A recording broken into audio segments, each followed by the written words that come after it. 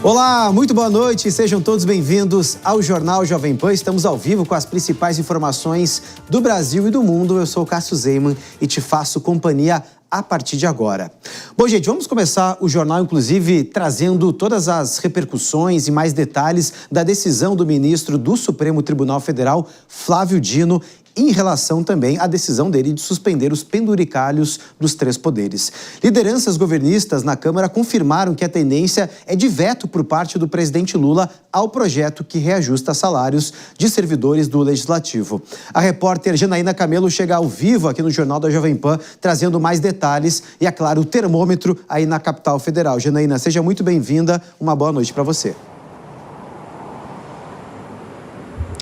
Muito boa noite, Cássio, para todo mundo que assiste a gente agora aqui no Jornal Jovem Pan. Olha só, Cássio, a tendência aqui no Palácio do Planalto já se fala, certamente, de um veto parcial a esse reajuste de salário do Legislativo, da Câmara e do Senado, que acabou repercutindo muito, nessa semana.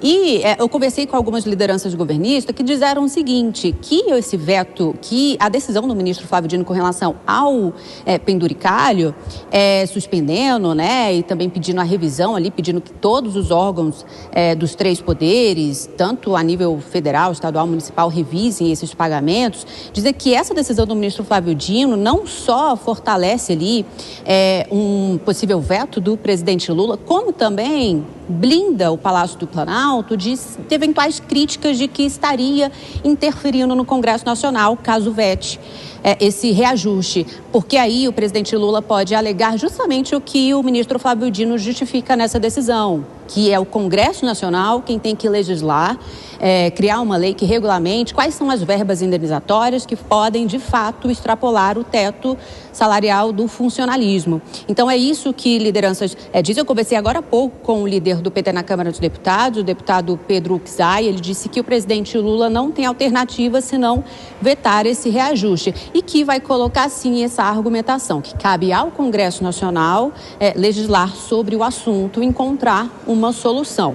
Além disso, ele disse que tem também um projeto de lei de autoria do governo Lula, do PT, no caso, na Câmara dos Deputados, tramitando ali, justamente tratando sobre penduricalho, sobre teto do funcionalismo, sobre verbas indenizatórias que são pagas extrapolando o teto. Segundo ele, o que pode ser definido, então, depois desse veto parcial do presidente Lula. Então, chegando esse assunto ali no Congresso Nacional, é o Congresso Nacional, então, só decidir se há um aumento, pode haver um aumento do teto do funcionalismo, que hoje é um pouco mais de R$46 mil, ou quais são essas verbas indenizatórias que podem extrapolar esse teto. Ele disse que, conforme esse ano é um ano eleitoral e esse assunto pegou a opinião pública, é muito evidente que o Congresso Nacional deve vetar um reajuste, manter o teto de 46 mil e definir, de fato, o que o ministro Flávio Dino está pedindo, definir quais são as indenizações que podem ser pagas realmente como auxílio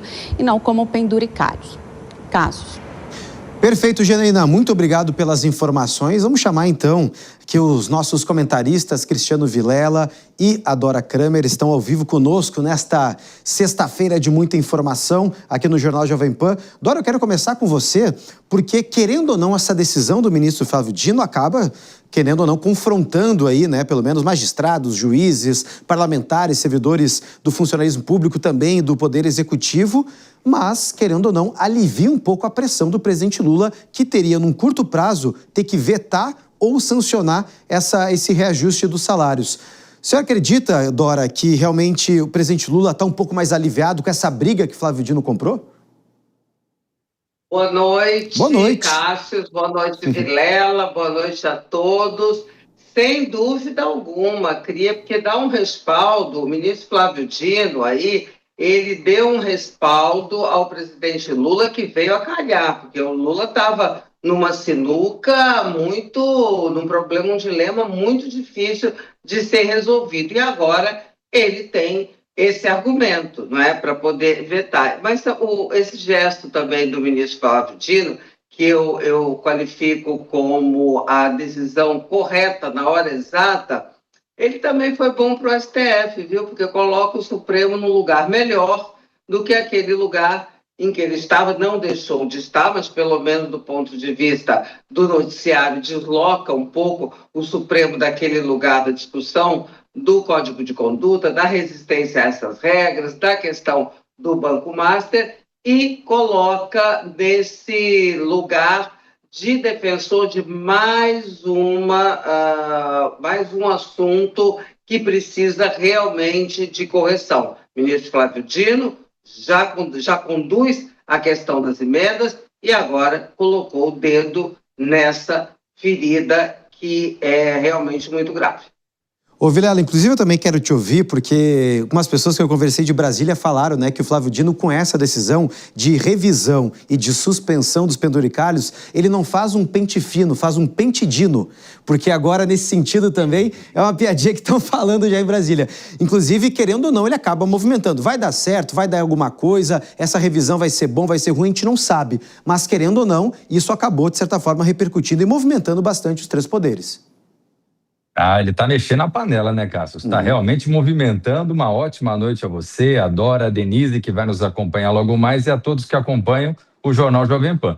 Olha, é uma medida realmente que mostra coragem, ela acaba fazendo com que se mexa no tabuleiro. Agora, o que a gente espera, o que a gente torce é que isso seja efetivo, que não seja apenas ali um jogo de cena e que, ao final das contas, tudo acabe se encaixando e mantendo tudo como está. É um verdadeiro absurdo a situação que nós temos hoje no Brasil, onde dezenas, centenas, milhares de servidores acabam ultrapassando e muito o teto de gastos, o teto remuneratório estabelecido constitucionalmente com esse tipo de penduricalhos. É importante que o Supremo Tribunal Federal passe esse pente fino ou pente dino, não apenas naquelas remunerações estabelecidas com base em regulamentos locais dos órgãos de poder, como a Câmara, como os tribunais, enfim, mas inclusive naquelas estabelecidas por lei e pelo CNJ. O Brasil realmente não pode mais continuar com uma situação onde parte do funcionalismo acaba tendo remunerações que ultrapassem em absoluto aquilo que está estabelecido no texto constitucional. Denise Campos de Toledo está aqui conosco, né, no estúdio. Eu queria te ouvir também, porque a decisão do Dino teve muita coragem, porque, querendo ou não, foi uma decisão que confronta, pelo menos, o que pensam os próprios ministros da Suprema Corte. Exatamente. Boa noite, Cássio, Vilela, Dora, você que nos acompanha. Nós tivemos todo um posicionamento de outros ministros contra o Código de Ética e a gente sabe que boa parte dessa restrição vem do fato deles terem remunerações não declaradas, não divulgadas com transparência. A questão de palestras, de participação em eventos, e tem muitos penduricalhos do próprio judiciário que também terão de ser revistos com base nessa decisão de Flávio Dino, e nós sabemos que os valores que eles recebem habitualmente são multiplicados muitas vezes por conta desses penduricalhos. E aí eu estou falando do andar de cima, como o presidente Lula costuma citar, do judiciário. Eu não estou falando da base de servidores apenas, não. Embora também existam penduricalhos, algumas vantagens financeiras, a questão de férias remuneradas e tudo mais.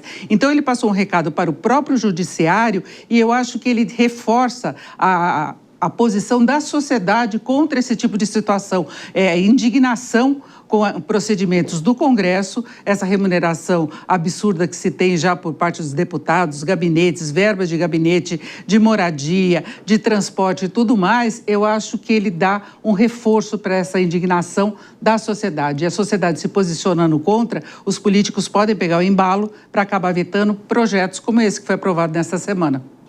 Obrigado, Denise. Já a gente volta a conversar um pouquinho mais, porque a decisão do ministro Flávio Dino de suspender esses chamados penduricalhos dos três poderes dividiu os parlamentares. Eu conversei hoje um pouco mais cedo com deputados tanto da base do governo como também da oposição para entender um pouquinho mais como é que foi a repercussão dentro do colegiado, e muitos deputados, gente, inclusive reagiram, falaram um pouquinho mais em relação a essa repercussão. E olha, muitos disseram que criticaram essa decisão e outros acabaram, de certa forma, também aí elogiando essa medida feita pelo ministro Flávio Dino. E uns disseram o seguinte, até eu anotei aqui para vocês. Olha, os penduricalhos existem principalmente no Poder Judiciário.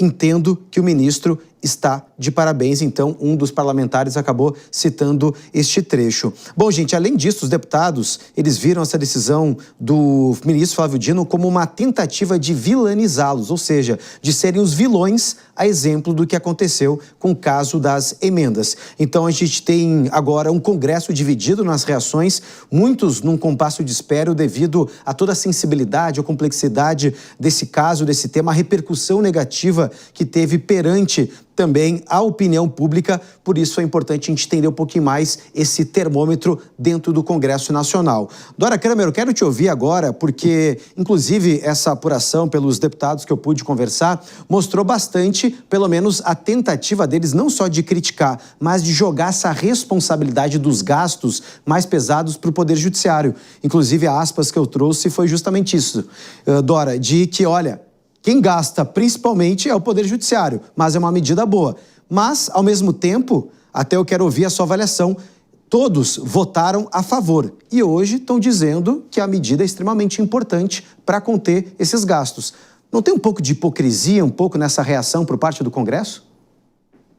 Um pouco é bondade sua, né? Evidentemente que aí tem a chamada duas caras, porque uma coisa é o que acabaram de fazer naquela tarde que a gente viu, terça-feira, acho, já até esqueci, terça ou quarta-feira, enfim, nessa semana, foi terça-feira, no segundo dia da reabertura dos trabalhos, fizeram aquela votação simbólica, que é uma votação para esconder quem votou, criando penduricalhos justamente. Então é muito fácil falar. É verdade que, pelo que a gente sabe, a maior parte dos penduricalhos realmente estão no Poder Judiciário, não importa que o Executivo é onde menos tem, mas não interessa. Interessa que tem, que vai ficar todo mundo na defensiva a partir de agora, vai ficar nesse jogo de empurra, um dizendo que é menos abusivo do que o outro, mas todo mundo é abusivo. Agora, vamos ver, na hora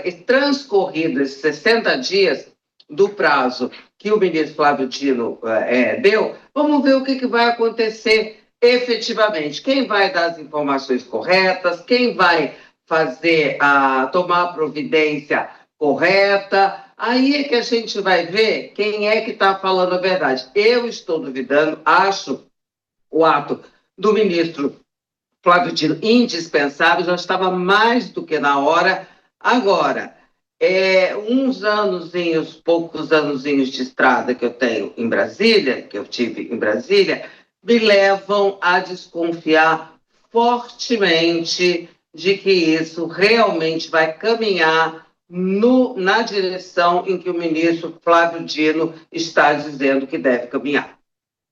E olha, gente, a decisão do ministro Flávio Dino contra os supersalários e os penduricalhos chama atenção para uma possível reforma no funcionalismo público. Mas como essa decisão afeta o pagamento de subsídios do judiciário, vamos ouvir o que falou agora o desembargador Francisco Eduardo Loureiro.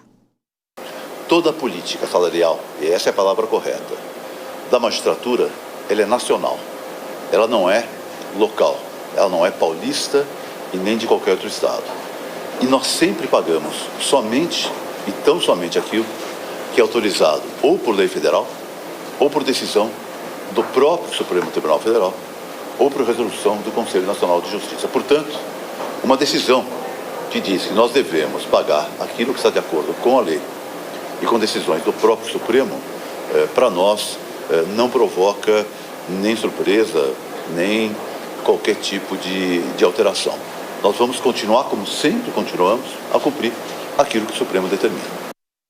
Ô Vilela, a gente ouviu agora o presidente do TJ aqui de São Paulo e uma coisa chamou a atenção. Ele já agora admite o fato de rever, né, as gratificações, as verbas extras em relação ao judiciário dentro aqui do estado de São Paulo, mas no comecinho da semana ele estava defendendo os penduricalhos. Mudança rápida, né? Como a opinião pública tem o seu poder. Sem sombra de dúvida. O poder da opinião pública ele é muito forte e por isso que a sociedade tem que saber utilizar realmente esse poder. É importante a gente ter claro, quando trata dessa questão dos penduricalhos, que nós temos uma série de penduricalhos que são estabelecidos em lei, estabelecidos através de decisões do próprio Supremo Tribunal Federal, do CNJ, resoluções diversas do Congresso Nacional, de outros órgãos, enfim.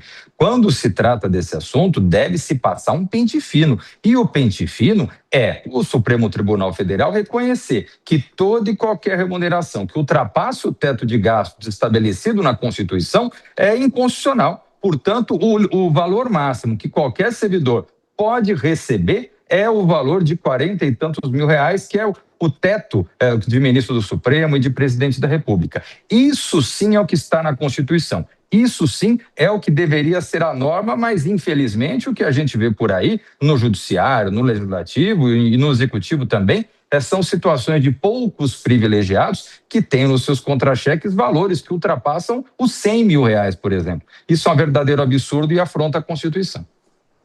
Te ouvi também em relação a essa declaração do presidente do TJ e também esse recuo por parte de alguns tribunais na revisão dos chamados penduricalhos.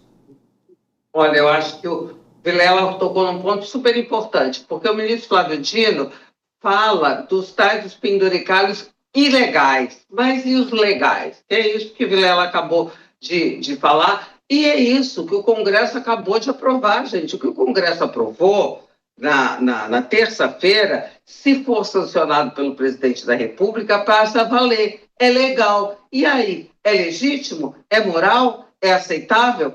Claro que não é. Ótimo, tinha que começar por algum lado, né? Algum caminho.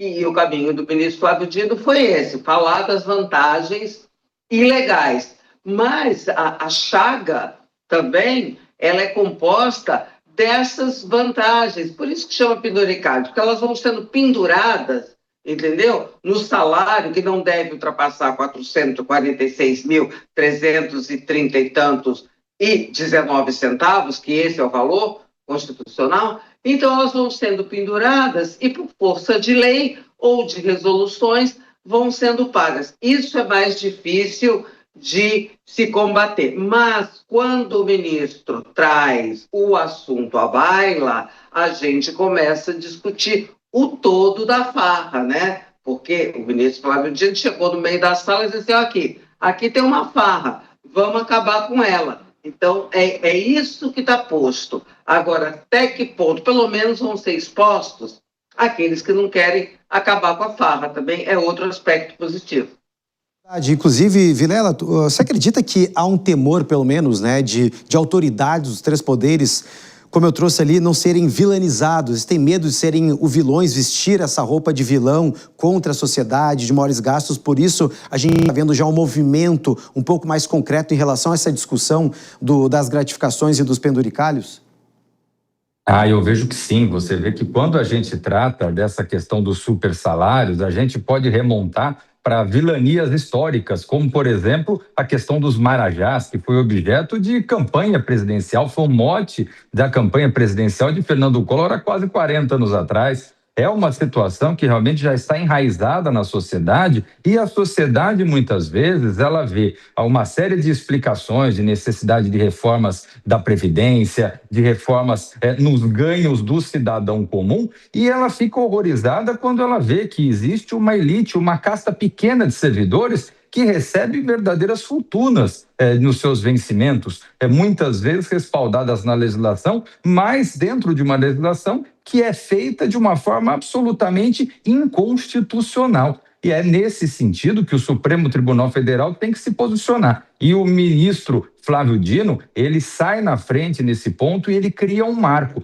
Vai ser difícil para o tribunal, para o judiciário, de uma forma geral, para o legislativo, para os poderes sair realmente dessa encruzilhada se o ministro Flávio Dino for firme nas convicções e seguir esse ponto adiante. Perfeito, Vilela. Já a gente volta a